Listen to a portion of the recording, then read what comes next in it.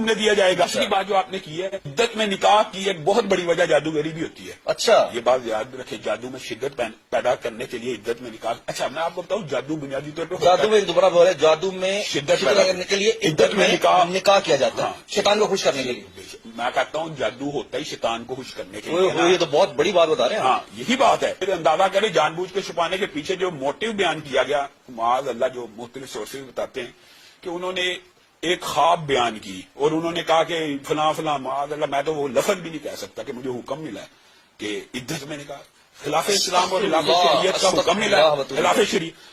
حضرت عبد القادر جیلانی کے بارے میں آپ کو پتا ہے، سکہ سند کے ساتھ ایک واقعہ موجود ہے.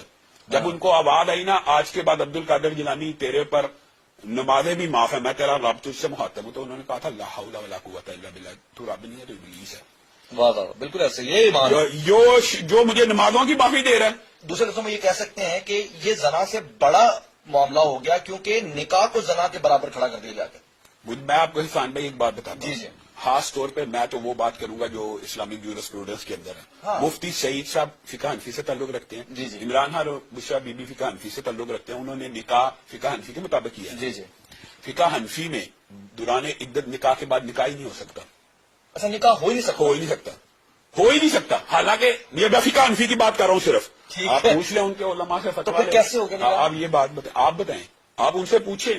فقہ حنفی کا یہ اصول ہے کہ جب حرام کا ارتکاب ہو جائے تو بعد میں وہ حلال نہیں ہوتی. مفتی سعید صاحب، علامہ شامل ظہیر صاحب کا یہ سوال اب پینڈنگ ہے، اب آپ اس کا جواب دیجیے گا. اچھا، اب بات یہ ہے کہ ایک فقہ کے مطابق اور اپنی فقہ کے مطابق انہوں نے مخالفت کر دی اور دوسرا نکاح کر دیا. کیا آپ ٹینٹیولی بتائیے کہ ایک ہائپوتھیسس کر لیتے ہیں، کیا ریزن ہو سکتے کہ اتنی بڑی وائلیشن مفتی سعید نے کیسے کر دی؟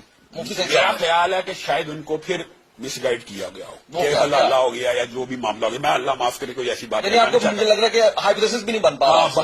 ہاں یہ بات ہے، ہائپوتھیسس بھی نہیں بن رہا. یا آپ یہ کہہ لیں کہ یہ بندہ تصور بھی نہیں کر سمجھ سکتا نہیں کہ آئی. کیا انہوں نے معاملہ کیا کہ انہوں نے دوبارہ نکاح پڑھا دیا. دوبارہ تو نکاح ان کی فقہ میں جائز ہی نہیں. بالفرض جائز بھی ہو تو آپ مجھے ایک بات بتائیں، یہ جو پہلے کا حرام کاری کا دور گزرا جو آپ اس کی سزا پوچھ رہے ہیں، بنیادی طور پر ایک بات میں یہ بھی وضاحت کرنا چاہتا ہوں، جو بوائے کا اقرار ہے نا اس کی حد تو سمجھ ہے، لیکن جو نکاح کے اندر کبھی کوئی شرط مفقود ہو جائے نا تو اس کے بعد نکاح فسخ ہوتا ہے، باطل ہوتا ہے، اس کو حرام کاری کہا جاتا ہے، اس کے اوپر زنا کی حد نہیں لگتی. یہ میں بات کہنا چاہتا ہوں، سمجھ رہے ہیں؟ یعنی اس نکاح کی حد زنا کی نہیں ہے. پھر کیا ہے؟ ہاں اس کی حد یہ ہے کہ ان کو علیحدہ کر دیا جائے. یہ حرام کاری کا جتنے دیر وہ نکاح میں تھے حرام کاری کا ارتکاب ہوا ہے، اگرچہ وہی حرام کاری کا ارتکاب ہوا ہے جو زنا ہوتی ہے، لیکن شریعت میں اس کی حدود نہیں کہ ہو سکتا ہے کسی نے انجانے میں کر دیا. جیسے مفتی سعید صاحب کا کیا قصور ہے، ان کو تو بتایا ہی نہیں گیا. مفتی سعید صاحب میں تو بات کر رہا ہوں پرٹیکولرلی بشرا بی بی. مثال دے رہا ہوں، عمران خان صاحب کو یہ علم ہی نہ ہو، مثال اس کو تو علم تھا. وہ تو کیونکہ عدت کا